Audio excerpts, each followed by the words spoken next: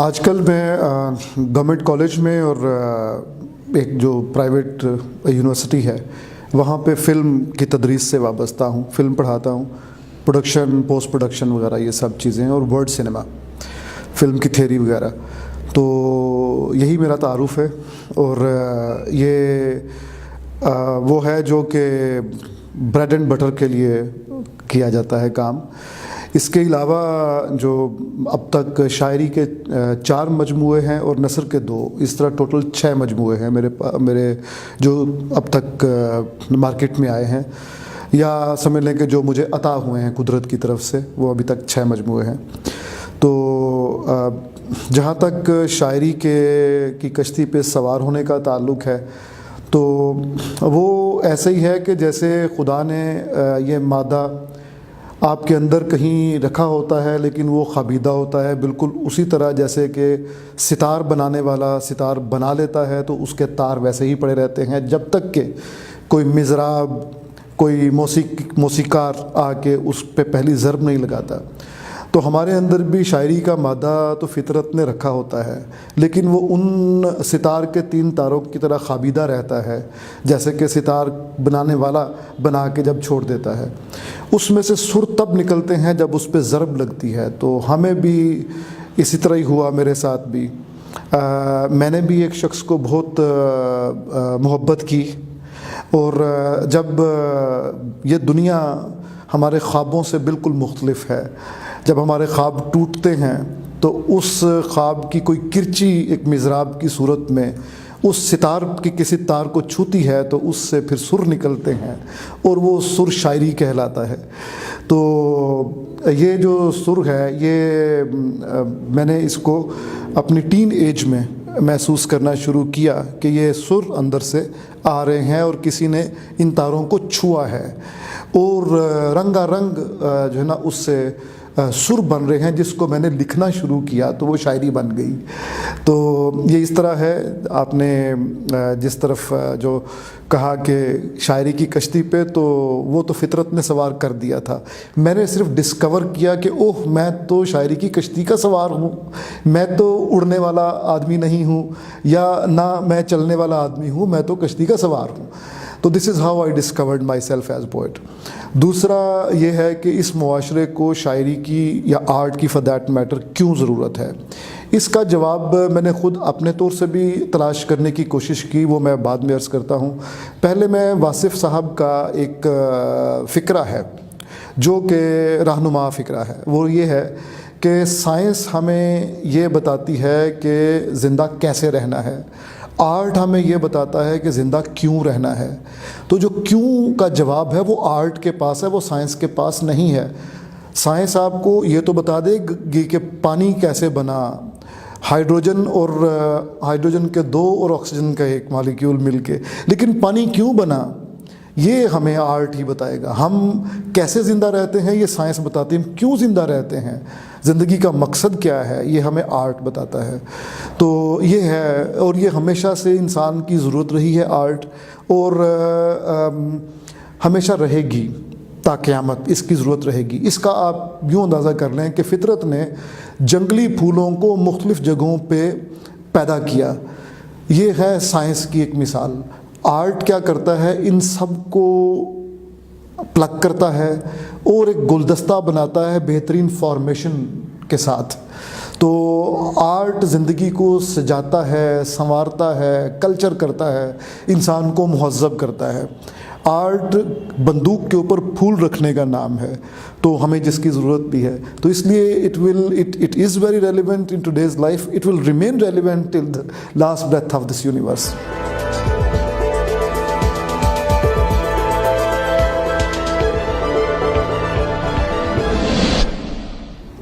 مجھے یہ لگتا ہے کہ جیسے یہ ساری کائنات محبت کے گرد گھومتی ہے. محبت ایک نیوکلیس ہے, اور ہم سب اور سارا نظام, جمادات, نباتات, حیوانات, انسان, سب اس محبت کی نیوکلیس کے گرد الیکٹران کی صورت میں گردش کرتے ہیں. تو جو سینٹرل جو ایک اینٹی آف دا یونیورس ہے وہ محبت ہے. یہ میں کیوں کہتا ہوں, اس لیے کہ کشش جو ہے وہ کائنات کا بنیادی اصول ہے. کشش اگر ختم کر دی جائے تو نہ چاند زمین کے گرد چکر لگائے اور نہ زمین سورج کے گرد چکر لگائے. تو یہ بنیادی پرنسپل ہے. یہی چیز انسان کے اندر بھی فطرت نے پیدا کی.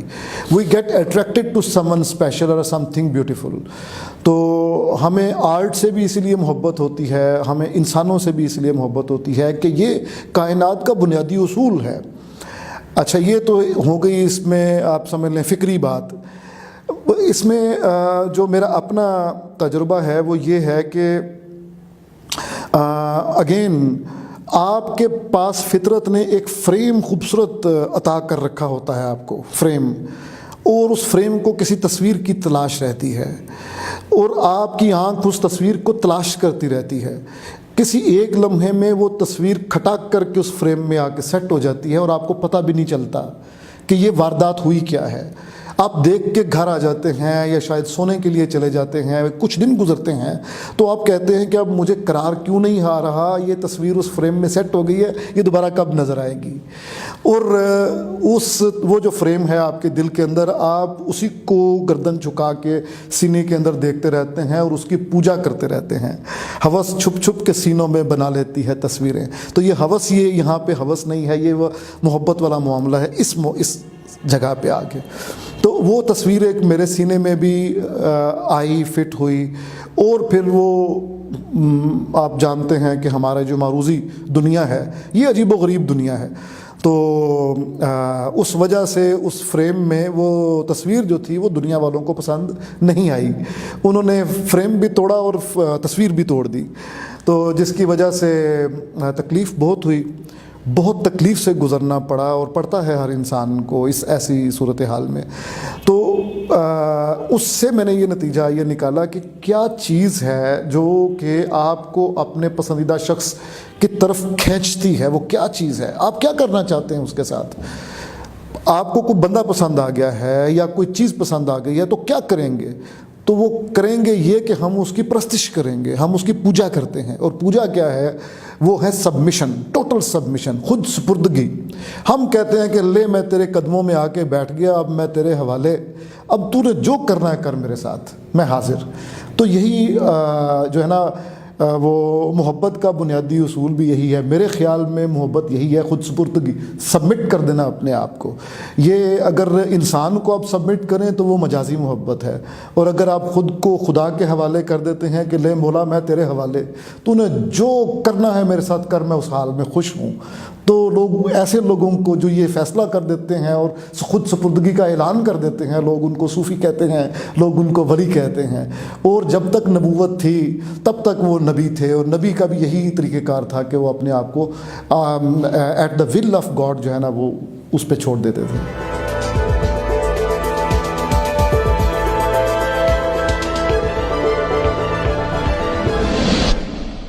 دیکھیے, میں ہمیشہ سے اس بات کا قائل رہا ہوں کہ in order to understand nature, فطرت, you will have to look at the laws of nature.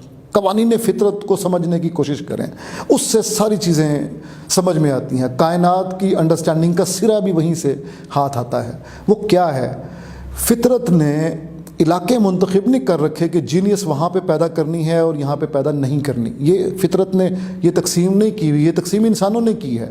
جہاں پہ جو کنسنٹریشن آف ویلتھ زیادہ ہے, کرول نظام ہے, ظالمانہ نظام ہے کہ پیسے دولت اکٹھی کریں, تو وہاں پہ جنہ دے کردانے انہوں دے کملے بھی سیانے. تو وہ تو پیدر پہ سائنٹسٹ بھی پیدا کریں گے, آرٹسٹ بھی پیدا کریں گے. ہمارے ہاں غربت چونکہ زیادہ ہے, لہٰذا ہمیں وقت اس وہ جو دو وقت کی روٹی ہے اس کو کمانے میں لگ جاتا ہے, جس کی وجہ سے ہم میں وہ آرٹسٹ پیدا نہیں ہوتے. لیکن اس کا مطلب یہ نہیں ہے کہ جو پیدا ہوئے وہ کسی طرح سے بھی کم تھے, نہیں تھے, وہ بہت اعلیٰ ہیں. آپ نے مشرق کی بات کی, تو مشرق میں تو خود مغرب نے مانا کہ رابندر ناتھ ٹیگور ایک عالمی سطح کا آدمی تھا اور اس کو نوبیل پرائز دیا گیا, رابندر ناتھ ٹیگور کو. ٹھیک ہے جی. تو مشرق کا تو یہ عام معاملہ ہے. میں سمجھتا ہوں کہ شاید پچھلی صدی میں جو 20ویں صدی تھی, اس میں جو سب سے بڑا دماغ تھا ہر لحاظ سے, فکری اور شعری لحاظ سے, تخلیقی لحاظ سے, وہ اقبال تھا. اقبال کا کلام ایسا کلام ہے کہ ہر شاعر نے اپنے فالورز پیدا کیے. اقبال کا فالور پیدا ہونا، اقبال کے تتبع میں شعر کہنا تقریباً ناممکن ہے. وہ ہمارے دوست کہتے ہیں کہ جس نے اس پہ ہاتھ ڈالا اس کو 440 کا کرنٹ لگا، کیونکہ اس پہ اقبال کا رنگ آ جاتا ہے، اور لوگ کہتے ہیں کہ آپ کیا کر رہے ہیں، آپ سے بہتر تو اقبال کہہ گیا ہے. آپ اس کی ڈکشن کو، اس کے لہجے کو، اس کے فکر کو شیئر کرنا شروع کریں گے تو آپ پہ کھٹاک کر کے چھاپ لگے گی کہ یہ تو آپ نے اقبال کا لہجہ اپنا لیا ہے. ہاں، غالب کے لہجے میں کہے جا سکتے ہیں، اپنا رنگ پیدا کیا جا سکتا ہے. میر کے لہجے میں کہے جا سکتے ہیں، اپنا رنگ پیدا کیا جا سکتا ہے. اقبال آپ کو اپنے نزدیک آنے نہیں دیتا. یہ اس کی عظمت ہے کہ ابھی تک آپ اس تک پہنچ نہیں پائے، ہم پہنچ نہیں سکتے ہیں.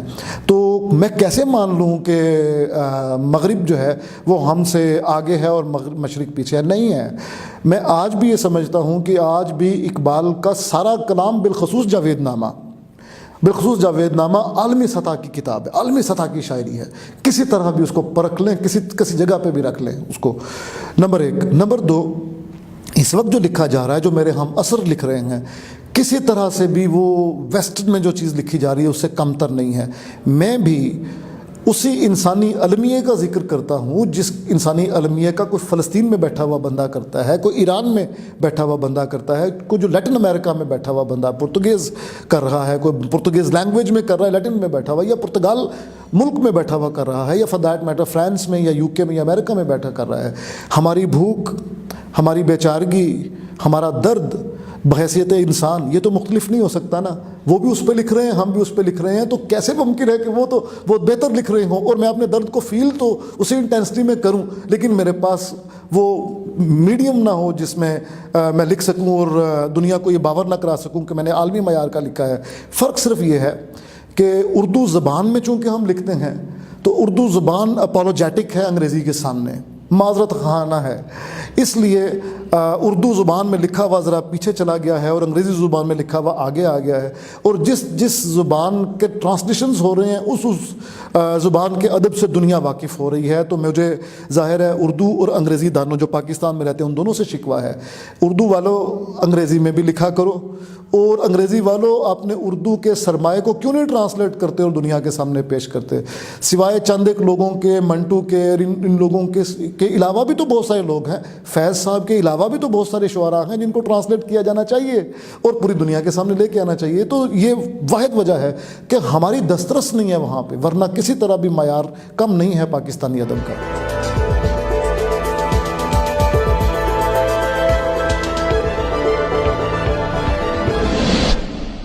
میں آپ سے بالکل متفق ہوں کہ درد جو ہے وہ ہمارا جو ہے نا شعراء کا جو بنیادی نقطہ ہے، ہم اسی کے گرد اپنی ساری واویلا کرتے ہیں، بیان کرتے ہیں. ہماری آہوزاری جو ہے وہ اس درد کی وجہ سے ہے. لیکن اس میں فرق ہے ایک، وہ یہ ہے کہ ڈاکیا بھی پیغامبر ہوتا ہے، پیغام لے کے جانے والا میسنجر. ایک پوسٹ مین بھی میسنجر ہوتا ہے اور ایک نبی بھی میسنجر ہوتا ہے. اس کے پاس بھی ایک پیغام ہے اور اس کے پاس بھی ایک پیغام ہے، لیکن نوعیت کا فرق ہے، بہت بڑا فرق ہے نوعیت کا. اس کے پاس کتنا مقدس اور کتنا بڑا پیغام ہے نبی کے پاس، اور ڈاکیے کے پاس ہم جیسے گناہگار انسانوں کے پیغام گناہگار انسانوں کے لیے ہوتے ہیں. تو اسی طرح جو درد ہے، جو مایوسی ہے، شاعر کی مایوسی وہ عام انسان کی مایوسی سے بلند تر ہے اور مقدس تر ہے. وہ میری آپ کی معمولی مایوسی کی بات نہیں کرتا. وہ جب انسانیت سے مایوس ہو رہا ہوتا ہے تو انڈر کرنٹ وہ یہ کہہ رہا ہوتا ہے کہ بھائی لوگوں، آپ کو خدا نے اس مقصد کے لیے پیدا نہیں کیا تھا. فطرت کے مقاصد کی کرتا ہے نگہبانی، فطرت کے مقصد کی نگہبانی آپ نے کرنی ہے. اس لیے اگر آپ نہیں کر رہے تو میں مایوس ہوں بطور شاعر، اگر آپ کر رہے ہیں تو میں آپ کو اپریشیٹ کروں گا. تو میری مایوسی جو ہے کسی مریض کی مایوسی سے بہت مختلف ہے. یہ بالکل ایسا ہی ہے کہ جیسے میں نے پہلے عرض کیا کہ پیغام میں فرق ہے، اس طرح مایوسی اور مایوسی میں فرق ہے. میری مایوسی ایک ہسپتال میں پڑے ہوئے مریض سے کہیں، یعنی بطور شاعر اس سے اقبال کی مایوسی، فیض کی مایوسی، غالب کی، میر کی مایوسی، یہ کسی بھی مریض کی مایوسی سے بہت بڑی اور بہت مقدس اور بلند عرفہ و اعلیٰ ہے. اس مایوسی سے خیر برآمد ہوتی ہے، اس مایوسی سے خوشخبری نکلتی ہے، اس مایوسی سے انسانیت کی معراج نکلتی ہے. تو یہ آپ نے آئیڈینٹیفائی تو بالکل درست فرمایا کہ مایوسی کی باتیں تو ہم کرتے ہیں، لیکن اس کی نوعیت، اس کی نیچر، وہ بالکل، اس کا میگنیچیوڈ وہ بالکل مختلف ہوتا ہے.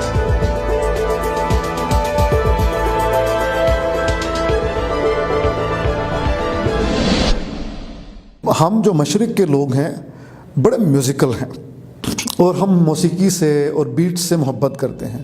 ہم اپنے بچوں کو رائمز سکھاتے ہیں اور ہم ہی نہیں مغرب کے لوگ بھی. فلپ سڈنی نے یہ کہا کہ تمام علوم کی دایا جو تھی مڈ وائف وہ شاعری تھی. سائنس بھی شاعری سے پیدا ہوئی. اس زمانے میں سائنسی کلیے بھی شعر کی صورت میں بیان کیے جاتے تھے ویسٹ میں, اور عرب کا تو حال ہی نہ پوچھیں. وہاں پہ تو جغرافیہ بھی اور کنویں کا ایڈریس بھی جو ہوتا تھا اور صحرا کا ایڈریس بھی کہ فلاں صحرا کے لیفٹ مڑنا ہے, رائٹ مڑنا ہے, آگے فلاں کنواں آئے گا, فلاں بنی فلاں اس جگہ پہ ہے. یہ سب کچھ شعر میں کہا جاتا تھا. اور جب کوئی بندہ پہلا شعر کہتا تھا تو وہاں مٹھائیاں بانٹی جاتی تھیں. وجہ یہ ہے کہ اس کا حافظہ غیر معمولی ہوگا. وہ جنگوں میں بندہ وہ جنگوں میں کام آئے گا, کام لڑائی کے لیے نہیں بلکہ ہمت بڑھانے کے لیے, دوسرے کو نیچا دکھانے کے لیے. تو شاعری کا ماضی بھی شاندار ہے. شاعری کا حال اس لیے اچھا ہے کہ بہرحال ہم آج بھی ردھم سے محبت کرتے ہیں. آج بھی ہم تکرار جو ہوتی ہے لفظی یعنی جس کو ہم میوزیکل ریپیٹیشن کہتے ہیں اس سے محبت کرتے ہیں. اور مستقبل میں بھی کیا آپ بتائیں کہ بچوں کو رائمیٹک سکیمز یاد کرنا بچے بند کر دیں گے؟ بچے کیا چڑیا کے چہچہانے کو انجوائے کرنا چھوڑ دیں گے؟ بچے کیا آبشار کے گرنے کی آواز کے اوپر چونکنا بند کر دیں گے؟ بچے کیا گانے والے کی آواز پہ لطف اندوز ہونا یا سر دھننا بند کر دیں گے؟ یہ کبھی بھی نہیں ہوگا. As long as we are alive, جب تک یہ بنی آدم موجود ہے یہ کبھی بھی نہیں ہوگا. تو اگر فطرت نے ہمارے اندر یہ ردھم کی ایک سینس رکھی ہوئی ہے تو یہ شاعری کی وجہ سے ہے یا شاعری ردھم کی وجہ سے ہے. ہمارے اندر سے شاعری جب تک پھوٹتی رہے گی, چونکہ ہمارے اندر ردھم ہے تو شاعری تو ڈیفینیٹلی پھوٹتی رہے گی. سو جب تک پھوٹتی رہے گی تب تک اس کا مستقبل تابناک ہی رہے گا. تو میرا خیال ہے کہ یہ جو نثری نظم کی طرف ہم گئے ہیں, امجد اسلام امجد صاحب نے, ہمارے لیجنڈ ہیں, انہوں نے یہ کہا کہ ہم نے اردو زبان کی فطری غنائیت یعنی نیچرل موسیقی اس سے منہ موڑ لیا ہے نثری نظم کی طرف منہ کر کے. ہم کیوں اس سے ہاتھ دھو رہے ہیں؟ یہ جو فطری غنائیت ہے یہ انگریزی میں نہیں ہے.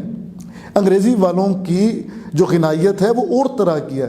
ہمارے پاس تو قافیوں کے قطاریں لگی ہوئی ہیں, اور جس نے خراج تحسین پیش کرنا ہوتا ہے آج بھی وہ نغمے لکھتا ہے. 65 کی جنگ کے نغمے آپ کو یاد ہوں گے, گیت یاد ہوں گے.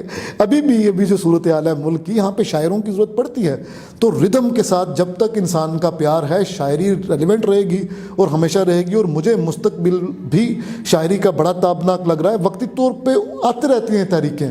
میں ذاتی طور پہ خود نثری نظم کو برا نہیں سمجھتا, نہ برا کہتا ہوں, بلکہ بعض اوقات لکھتا بھی ہوں.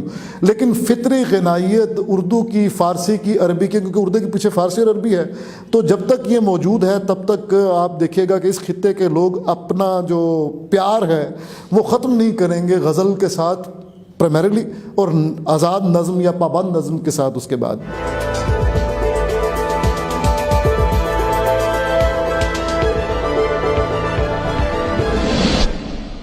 دیکھیں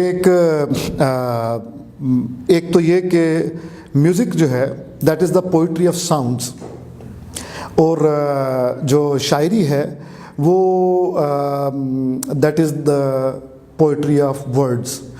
اور پوئٹری آف ساؤنڈز جو ہے وہ میوزک ہے. تو میں ہر لحاظ سے میوزک کو بھی شاعری سمجھتا ہوں. بلکہ ایک بندے نے کہا کہ آرکیٹیکچر از فروزن میوزک. آپ اگر میوزک کو فریز کر دیں تو جہاں جہاں اس کی وہ نوٹس ہائی اور لو نوٹس جم جائیں گے وہ ایک بہترین آرکیٹیکچر بنے گا. تو جو ویسٹرن گوتھک آرکیٹیکچر آپ دیکھیں, چونچیں نکلی ہوتی ہیں ان کی اور نیچے پھر محرابیں آتی ہیں, تو میوزک کو جما دینے سے آرکیٹیکچر جنم لیتا ہے. ساؤنڈز کو پوئٹیکل جو لیریکل انداز میں یا پوئٹک انداز میں ملا دینے سے ساؤنڈز کی شاعری پیدا ہوتی ہے, جس کو ہم عرف عام میں موسیقی کہتے ہیں. تو یہ تو ان کا آپس کا تعلق ہے, بہت گہرا ان کا تعلق ہے. دوسری بات اس میں جو امپورٹنٹ ہے وہ یہ ہے کہ ایرسٹوٹل نے یہ کہا کہ ہمارے پاس ایک جو ہے نا وہ ایبسٹریکشن کا جو ایک ٹیبل ہے, ٹیبل آف ایبسٹریکشن, اس میں اس نے پریکٹیکل آرٹس سے یعنی مائمیٹک سے نان مائمیٹک تک, پریکٹیکل آرٹ سے ایبسٹریکٹ آرٹ تک کا ایک سفر بیان کیا ہے. اس ٹیبل کے ذریعے. پریکٹیکل آرٹ میں سب سے پہلا اس نے آرکیٹیکچر کو لکھا, اس کے بعد پھر ڈیزائن آتا ہے وغیرہ وغیرہ, اور سیکنڈ لاسٹ جو ہے وہ وربل آرٹ ہے, وہ ہے افسانہ شاعری اور وغیرہ وغیرہ. اور بالکل آخری جو اس نے abstract most form of art جو اس نے موسیقی کو قرار دیا. تو آپ یہ سمجھ لیں کہ جو بعض لوگ یہ کہتے ہیں کہ بہترین شاعری کی خواہش یہ ہوتی ہے کہ الٹیمیٹلی وہ موسیقی بن جائے, ٹھیک ہے, تو یہ اتنا ہی ہے کہ ایک سٹیپ نیچے ہے موسیقی سے شاعری. بعض لوگوں کا یہ خیال ہے, میں تو یہ نہیں سمجھتا, میں تو یہ سمجھتا ہوں کہ موسیقی خود, موسیقی اٹ سیلف جو ہے وہ آوازوں کی شاعری ہے. جیسے رقص اعضاء کی شاعری ہے, موسیقی آوازوں کی شاعری ہے, اور جو شاعری آپ ہم سنتے ہیں جس پہ آج ہم بات کر رہے ہیں یہ الفاظ کی شاعری ہے.